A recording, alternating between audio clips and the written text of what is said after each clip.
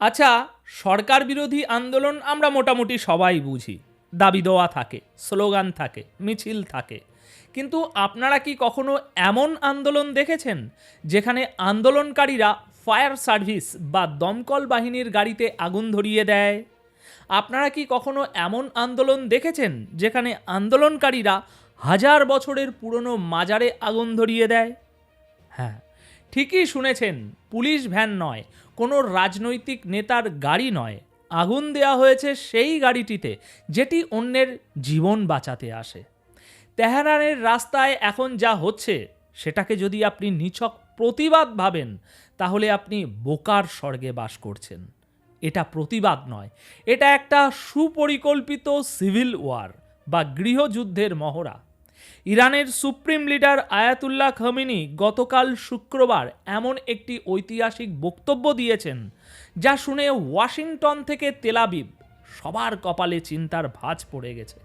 তিনি বর্তমান বিশ্বের সবচেয়ে ক্ষমতাধর প্রেসিডেন্ট ডোনাল্ড ট্রাম্পকে সরাসরি ফেরাউন এবং নমরুদের সাথে তুলনা করে তার পতন নিশ্চিত বলে ভবিষ্যৎবাণী করেছেন। দর্শক, আজকের এই প্রতিবেদনে আমরা এমন কিছু ডেটা এবং ইনসাইট স্টোরি ব্রেকডাউন করব যা মেন স্ট্রিম মিডিয়া আপনাকে দেখাচ্ছে না। কেন হাসপাতালের ভিতরে ঢুকে ডাক্তার এবং রোগীদের উপরে হামলা করা হলো? কেন হাজার বছরের পুরনো মাজারে আগুন দেয়া হলো? এটা কি শুধুই হিজাব বা দ্রব্যমূল্যের আন্দোলন, নাকি এর পেছনে কাজ করছে এমন এক ফিফথ কলাম বা বলা ভালো ঘরের শত্রু বিভীষণ, যারা নিজেদের দেশ বিক্রি করে দিতে আজ প্রস্তুত? আজকের এই 10 মিনিটে আমরা ইরানের রাজপথ থেকে হোয়াইট হাউসের গোপন ষড়যন্ত্রের পুরো ব্লুপ্রিন্ট ডিকোড করব। তাই সিট বেল্ট বেঁধে নিন, কারণ তথ্যের এই ঝড় আপনি সামলাতে পারবেন তো? চলুন শুরুটা করি একদম গ্রাউন্ড রিয়ালিটি থেকে। রাজনীতির মারপ্যাচ পরে বুঝবো, আগে মনুষ্যত্ব দিয়ে বিচার করুন। তেহরানের মেয়র সম্প্রতি যে রিপোর্ট জমা দিয়েছেন সেটা পড়লে আপনার শরীরের লোম দাঁড়িয়ে যাবে। কোনো সুস্থ মস্তিষ্কের মানুষ কি এটা করতে পারে?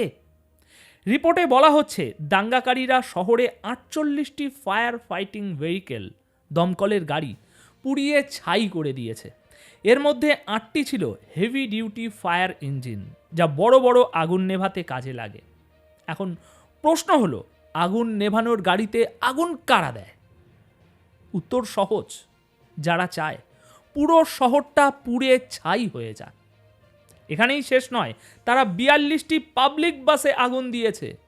এই বাসগুলোতে চড়ে কারা? কোনো মন্ত্রী বা আমলারা?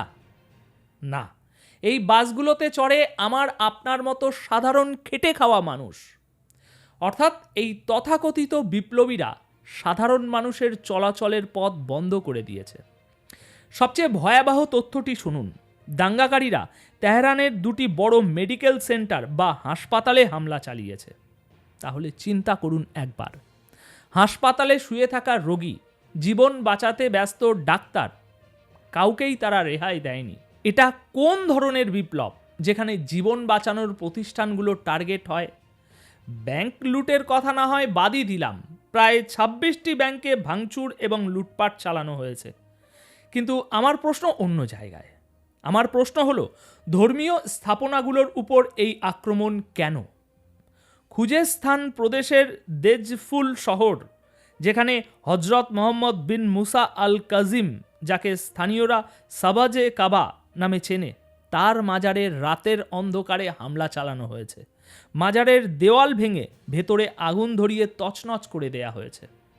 এখন আমাকে লজিক দিন, যদি আপনার রাগ সরকারের উপরে থাকে, যদি আপনার রাগ ইনফ্লুয়েশন বা বেকারত্ব নিয়ে থাকে, তাহলে এই মাজার বা মসজিদে আগুন কেন? 25টি মসজিদে ভাঙচুর চালানো হয়েছে।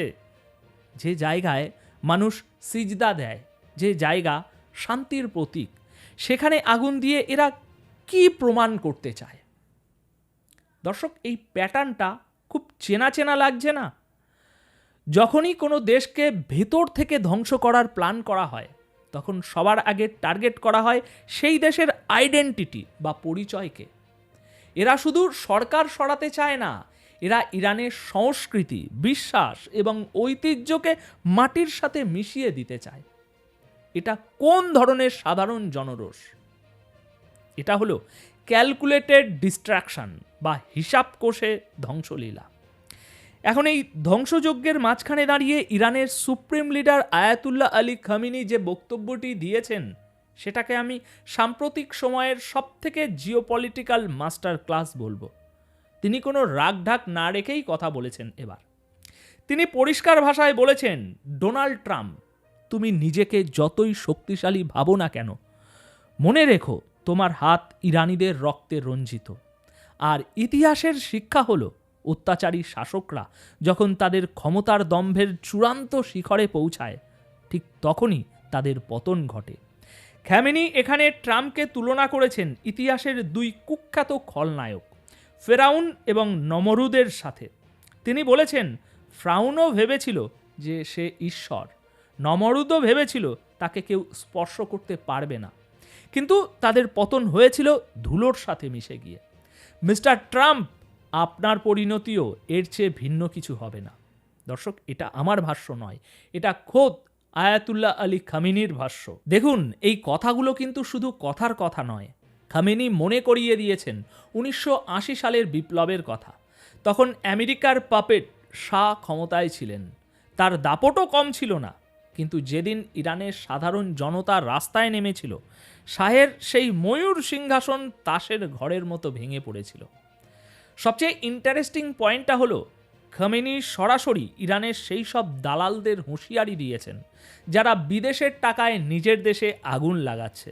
তিনি বলেছেন, বিদেশি প্রভুদের খুশি করার জন্য যারা নিজের দেশের রাস্তাঘাট ধ্বংস করছে, মনে রেখো তোমরা, ইরানের মাটি তোমাদের ক্ষমা করবে না। যেদিন তুমি কোনো বিদেশি এজেন্সির হয়ে কাজ করা শুরু করেছো, সেদিনই তুমি ইরানি হওয়ার যোগ্যতা হারিয়েছো। তিনি আরও একটা গুরুত্বপূর্ণ দিকে ইঙ্গিত করেছেন। রেজা পেহলভি, ইরানের ক্ষমতাচ্যুত শাহের ছেলে, যে এখন আমেরিকায় বসে ইসরায়েল এবং আমেরিকার সাথে হাত মিলিয়ে ইরানে আবার রাজতন্ত্র ফেরানোর স্বপ্ন দেখছে, খামেনি তাকেও পরোক্ষভাবে ধুইয়ে দিয়েছেন। তিনি বলেছেন, যারা বিদেশিদের কাঁধে ভর দিয়ে নেতা হতে চায়, তাদের পরিণতি হবে ভয়াবহ। দেখুন, আসলে ইতিহাস সাক্ষী, মির্জাফররা সাময়িক সুবিধা পেলেও শেষ পর্যন্ত তারা ইতিহাসের আস্থা কুড়ে নিক্ষিপ্ত হয়। খামেনি ঠিক সেই ভয়টাই এদের হাড়ে ঢুকিয়ে দিতে চেয়েছে। এখন পশ্চিমা মিডিয়া, CNN, BBC খুললে মনে হবে পুরো ইরান বুঝি সরকারের বিরুদ্ধে চলে গেছে। কিন্তু সত্য কি জানেন? সত্যের পিঠ সবসময় দুটো হয়। তেহরান, তাবরিজ, এই শহরগুলোতে শুধু দাঙ্গাকারীরাই নেই। জুম্মার নামাজের পর লাখ লাখ মানুষ রাস্তায় নেমে এসেছে, কিন্তু তারা সরকার পতনের জন্য নয়, বরং সরকারের সমর্থনে এবং দেশের অখণ্ডতা রক্ষার জন্য স্লোগান দিয়েছে। তাদের স্লোগানগুলো শুনলে আপনার গায়ে কাঁটা দেবে। তারা বলছে, this is the crowd of love, not হেট। এটা ভালোবাসার ভিড়, ঘৃণার নয়। তারা স্লোগান দিচ্ছে, খামেনি ইজ দ্য কারেন্ট খোমিনি, অর্থাৎ তারা তাদের লিডারের উপর পূর্ণ আস্থা রাখছে। কিন্তু এই দৃশ্যগুলো কি আপনারা সোশ্যাল মিডিয়া ফিডে পাচ্ছেন? আসছে আপনার ফিডে? আসছে না, কারণ সোশ্যাল মিডিয়া অ্যালগোরিদম আপনাকে সেটাই দেখাবে যেটা ওই বিগ ব্রাদার চায়। দর্শক, এখানে একটা ছোট্ট ইতিহাসের রেফারেন্স না দিলেই নয়। আপনারা যারা আমার আগের ভিডিও দেখেছেন তারা জানেন আমেরিকার ডেল্টা ফোর্সের কথা।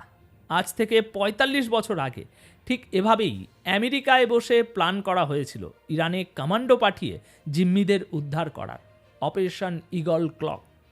কিন্তু ফলাফল কি হয়েছিল?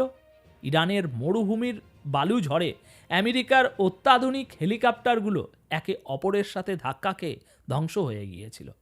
খামেনি সেই স্পিরিটটাই মনে করিয়ে দিচ্ছেন, প্রযুক্তি আর ডলার দিয়ে ইমানদার জাতির সাথে লড়াই করা যায় না।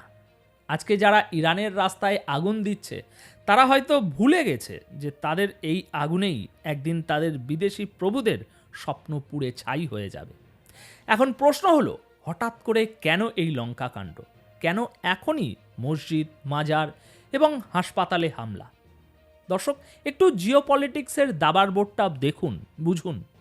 ইরান যখনই রাশিয়ার সাথে সম্পর্ক গভীর করছে, যখনই তারা ব্রিক্সে যোগ দেওয়ার প্রসেসে আছে, যখনই তারা ডলারের আধিপত্যকে চ্যালেঞ্জ করছে, ঠিক তখনই এই কালার রেভলিউশনারির চেষ্টা।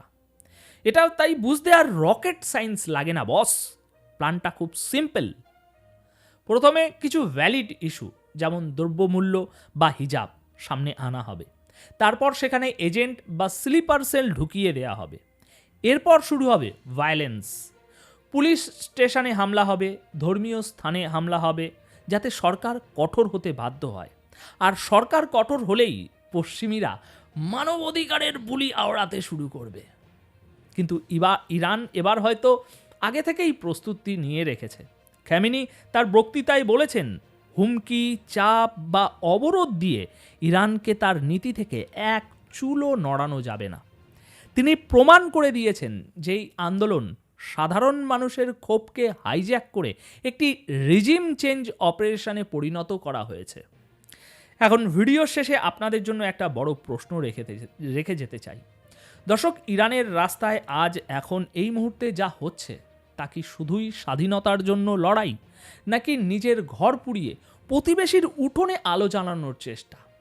যখন কোনো আন্দোলনকারী তার নিজের দেশের হাসপাতাল পোড়ায়, ফায়ার সার্ভিসের গাড়ি পোড়ায়, তখন বুঝতে আর বাকি থাকে না যে এই আগুনের রিমোট কন্ট্রোল অন্য কারোর হাতে। আজ আয়াতুল্লাহ খামেনি হয়তো ক্ষমতায় আছেন, কাল নাও থাকতে পারেন, কিন্তু আজ যদি ইরানের এই সভ্যতা, এই ঐতিহ্য ধ্বংস হয়ে যায়, যদি সিরিয়া বা লিবিয়ার মতো অবস্থা হয়, তার দায় কে নেবে? ট্রাম্প নাকি রেজা পেহলভি? কেউ নেবে না, ভুক্তভোগী হবে দেশের মানুষ। এখন আপনার কি মনে হয়, ট্রাম্পের এই ম্যাক্সিমাম প্রেশার পলিসি কি ইরানের সরকারকে ফেলতে পারবে, নাকি উল্টো আমেরিকাই মধ্যপ্রাচ্যে তাদের শেষ কফিনে পেরেক ঠুকছে? কমেন্ট বক্সে জানান, ইরানের এই পরিস্থিতিকে আপনি কি জনগণ বিপ্লব বলবেন, নাকি বিদেশি ষড়যন্ত্র? আমি আপনাদের কমেন্টের অপেক্ষায় থাকব। ভিডিওটি ভালো লাগলে শেয়ার করুন, কারণ সকলকে সত্য জানানোটা আপনার অধিকার। দেখা হবে পরের ভিডিওতে আরও কোনো গোপন সত্য নিয়ে। ততক্ষণ পর্যন্ত ভালো থাকুন, সুস্থ থাকুন। ধন্যবাদ আপনাদের সকলকে।